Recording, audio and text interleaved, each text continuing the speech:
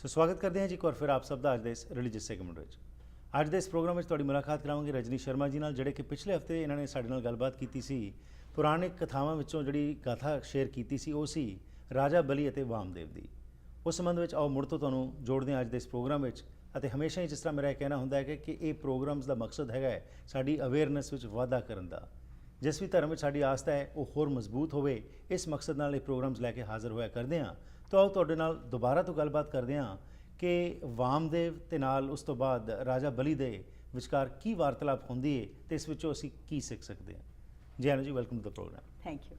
सो last time जो आपने बात की थी थोड़ा सा उसको ब्रीफली समअप कर दें और आगे, क्योंकि अभी उत्सुकता है आगे बतने की कि राजा इंद्र से जो राज अमरावती का छीन लिया था राजा बली ने, अब वो वामदेव जब आ गए हैं तो उसके बाद क्या होता है? जी हरप्रीत जी, वो वामन देव। हाँ जी, तो इस कथा को अगर मैं थोड़ा सा समअप करूं तो हमने देखा कि फ्रॉम टाइम इमेमोरियल ये पॉजिटिव और नेगेटिव फोर्सेस के बीच में जो तकरार है, कहना चाहिए टकराव है, युद्ध है, ये सदा से चलता आया है। कभी कोई फोर्स हावी होती है और कभी कोई।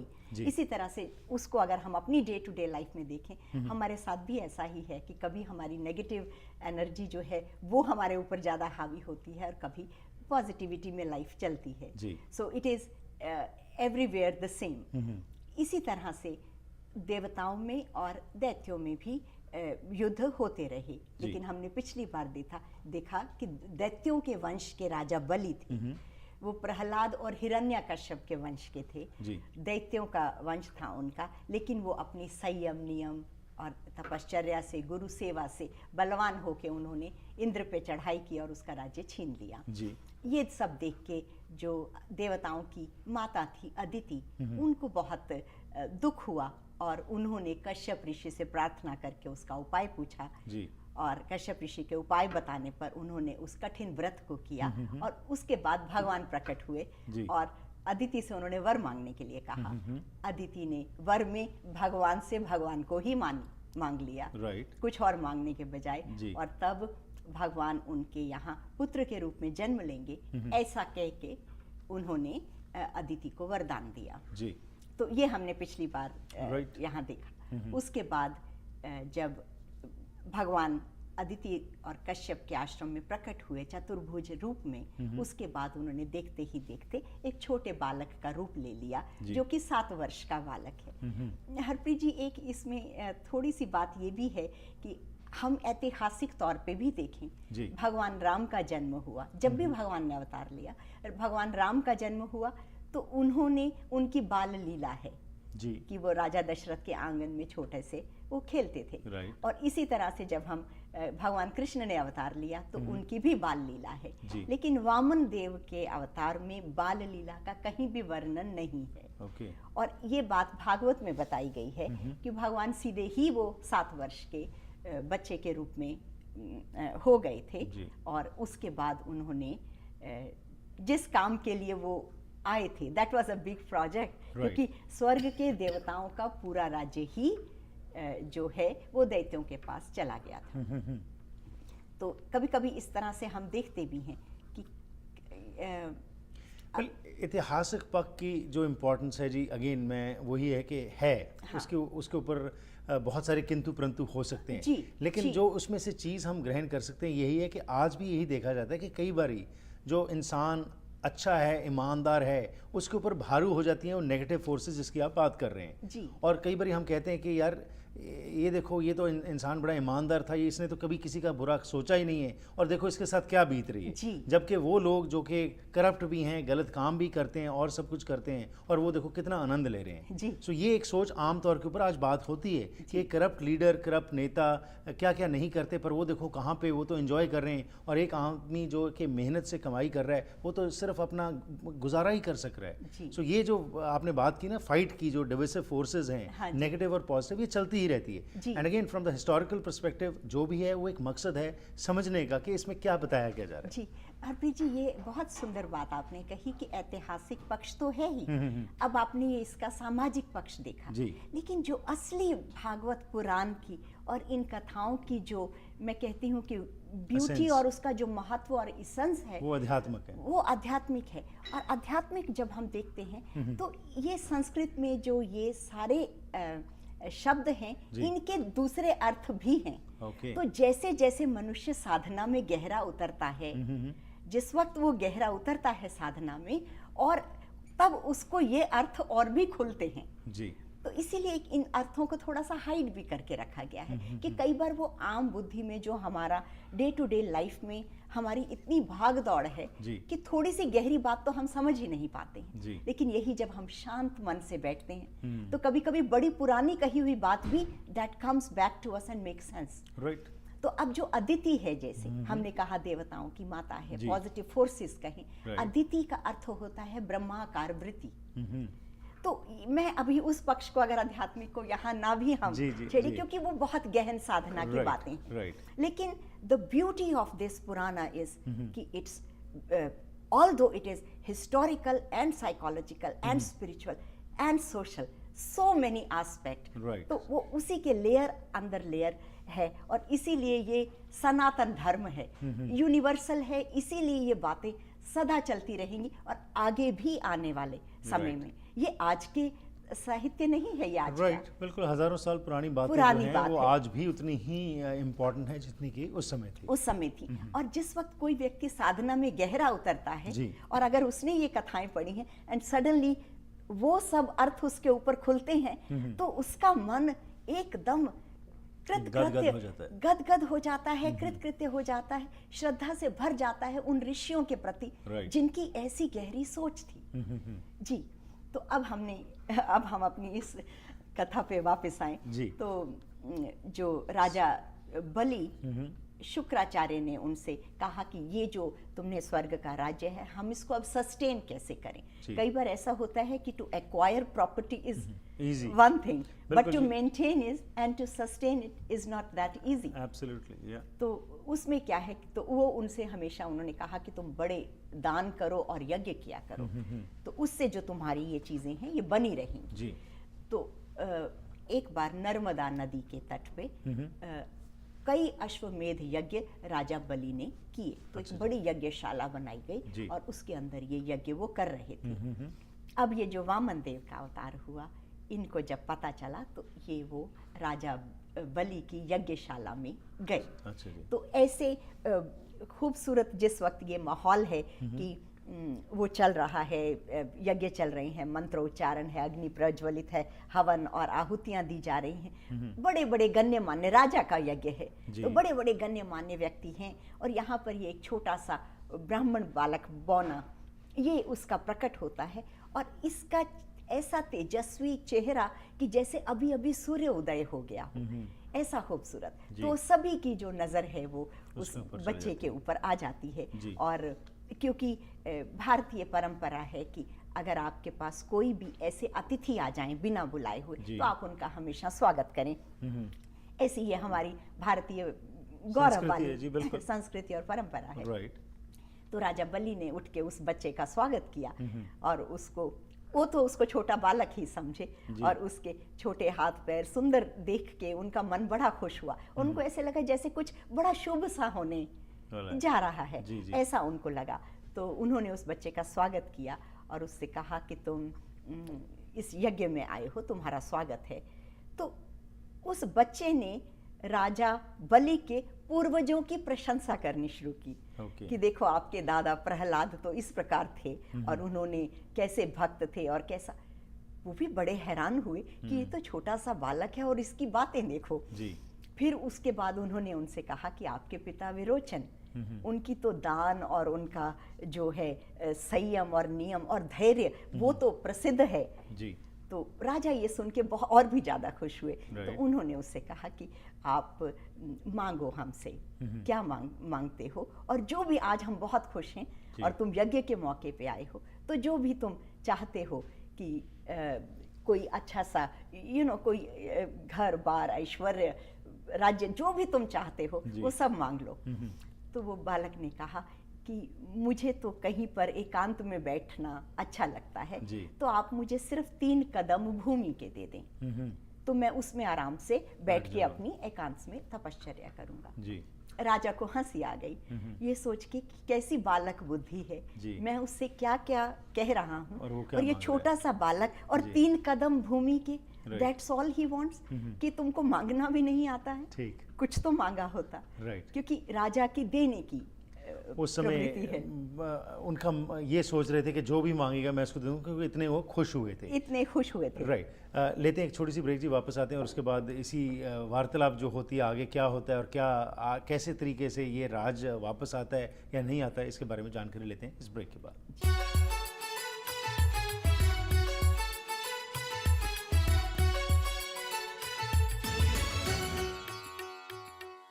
ਵਾਮਨ ਦੇਵ ਤੇ ਨਾਲ ਰਾਜਾ ਬਲੀ ਦੇ ਵਿਚਕਾਰ ਜੋ ਵਾਰਤਾਲਾਪ ਹੁੰਦੀ ਜੀ, ਬ੍ਰੇਕ ਤੋਂ ਪਹਿਲਾਂ ਸਾਨੂੰ ਦੱਸਿਆ ਗਿਆ ਰਜਨੀ ਸ਼ਰਮਾ ਜੀ ਵੱਲੋਂ, ਅੱਗੇ ਕੀ ਹੁੰਦਾ ਹੈ ਆਓ ਉਸ ਦੇ ਬਾਰੇ ਜਾਣਕਾਰੀ ਲੈਣੇ ਆ ਕਿ ਕਿਸ ਤਰੀਕੇ ਨਾਲ ਇਹ ਛੋਟਾ ਜਿਹਾ 7 ਸਾਲ ਦਾ ਜੋ ਬੱਚਾ ਹੈ ਉਹ ਕਿਸ ਤਰ੍ਹਾਂ ਪ੍ਰਭਾਵ ਪਾਉਂਦਾ ਰਾਜਾ ਬਲੀ ਦੇ ਉੱਤੇ, ਕੀ ਕੁਝ ਹੁੰਦਾ ਹੈ, ਜਾਣਕਾਰੀ ਲੈਣੇ ਜੀ रजनी जी।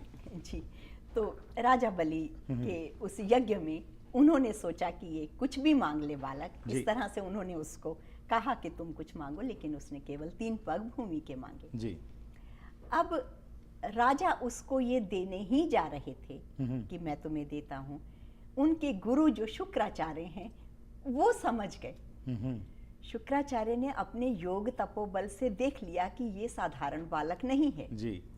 उन्होंने एकदम अपने शिष्य को रोका, उन्होंने कहा देखो ये इस बालक के वेश में छुपे हुए अविनाशी खुद भगवान विष्णु हैं, और ये तो तुमको 3 पग में ही सब कुछ नाप के तुमको बिल्कुल संपत्ति से रहित और श्रीहीन कर देंगे, और तुम्हारा सब राजपाट इंद्र के पास वापस चला जाएगा। सावधान हो जाओ, ऐसा मत करो। जो देना है, दान है, वो हमेशा उतनी सीमा तक करना चाहिए जब तक कि मनुष्य स्वयं जो है वो उस स्थिति में ना आ जाए दरिद्रता की। तो दान भी सोच समझ के करना चाहिए। ये कह के उन्होंने अपने शिष्य को सावधान किया जी। तो आमतौर पर अभी देखिए, हमने पिछले बहुत टाइम से देखा कि राजा बलि तो अपने गुरु को सब कुछ मानते थे, और उनकी हर चीज का जो वजह थी वो गुरु आज्ञा में रहना थी।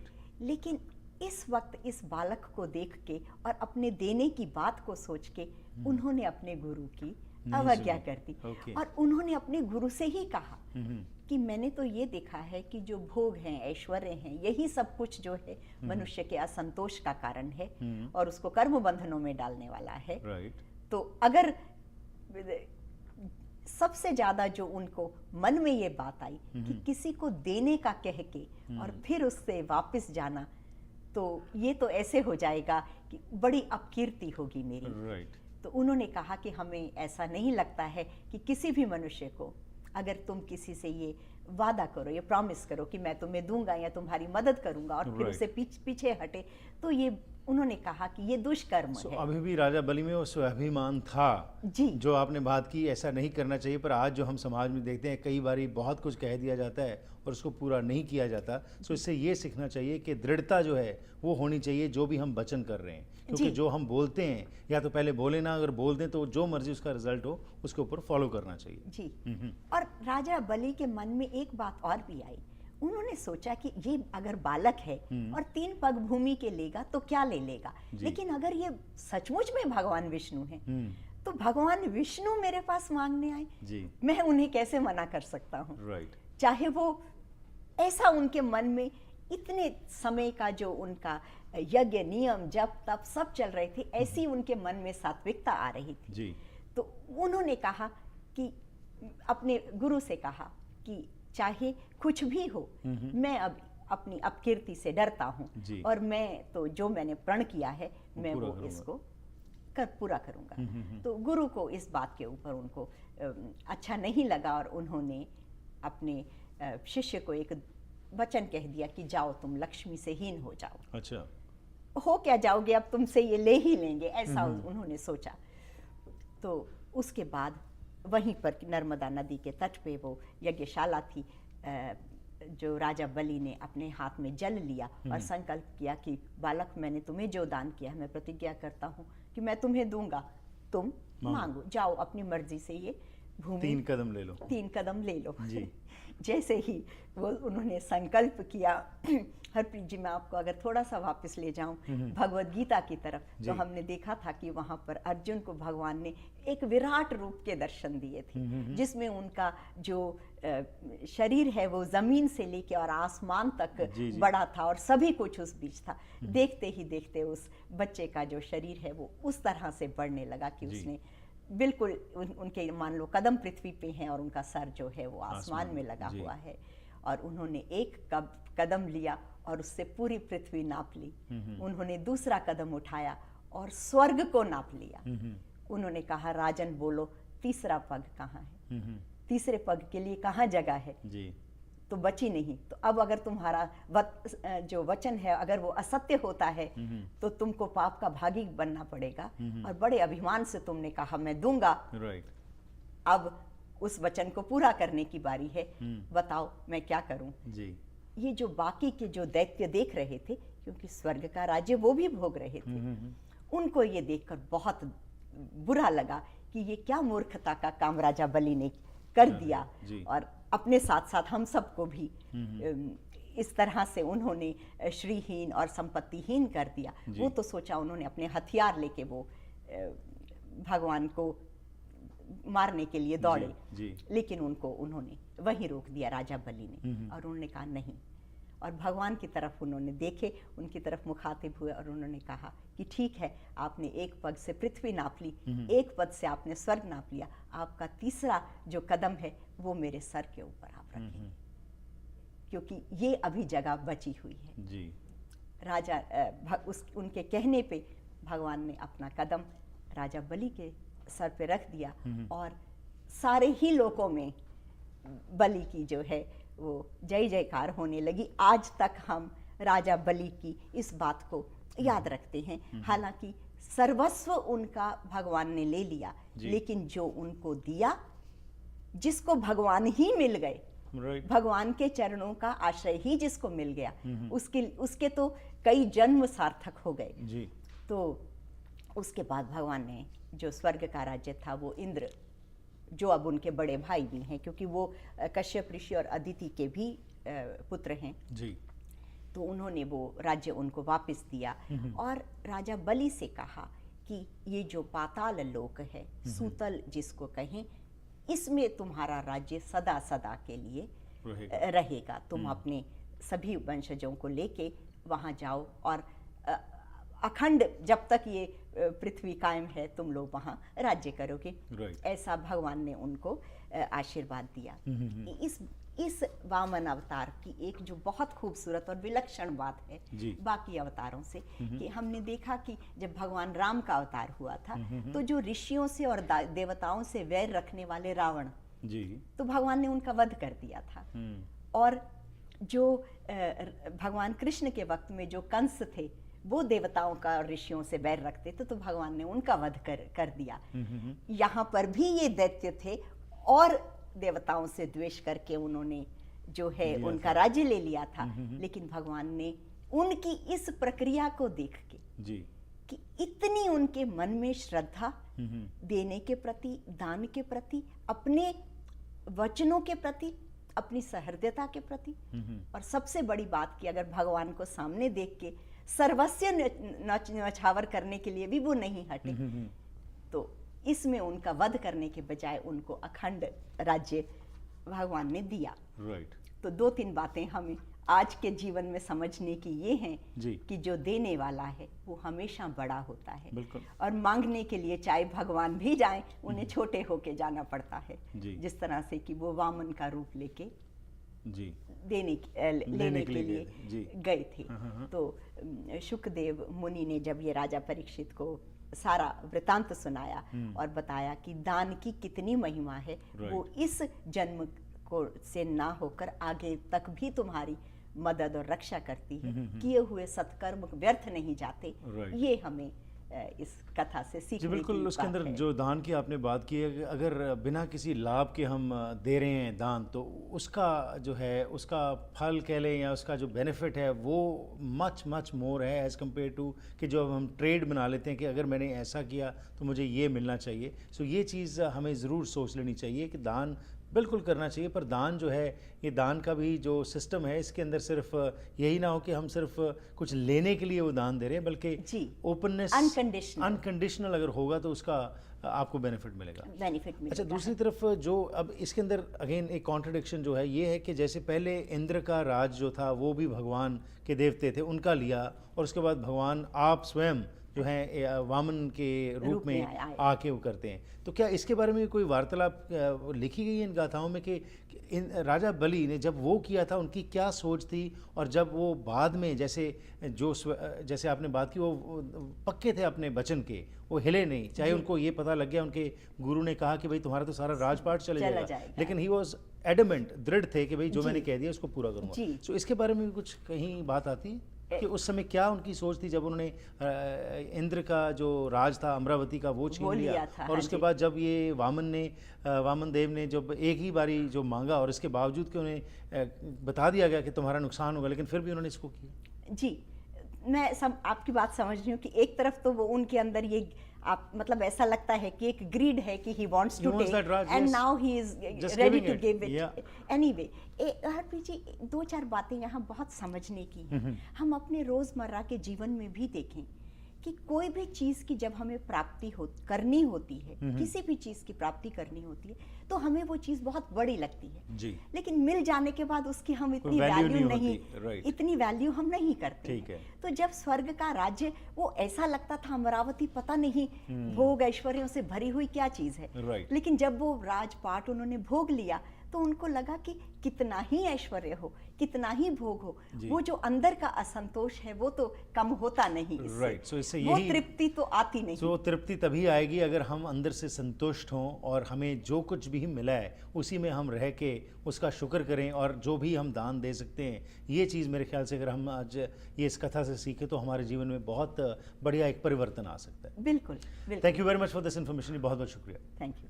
सो इस नाल ही करते हैं जी अज के इस प्रोग्राम की समाप्ति। फीडबैक जरूर देना 604 603 75 55 ਅਤੇ ਉਸ ਦੇ ਨਾਲ ਹੀ ਜੇਕਰ ਤੁਸੀਂ ਰਜਨੀ ਜੀ ਨਾਲ ਗੱਲਬਾਤ ਕਰਨਾ ਚਾਹੁੰਦੇ ਹੋ ਤਾਂ 604 594 9806 ਦੇ ਉੱਤੇ ਫੋਨ ਕਰ ਸਕਦੇ ਹੈਗੇ ਹੋ, ਜਿੱਥੇ ਇੱਥੇ ਆ ਕੇ ਸਟੂਡੀਓ ਦੇ ਵਿੱਚ ਇਹ ਗੱਲਾਂ ਬਾਤਾਂ ਦੇ ਰਾਹੀਂ ਸਾਨੂੰ ਜੀਵਨ ਜਾਂਚ ਦੀ ਗੱਲਾਂ ਕਰਦੇ ਨੇ।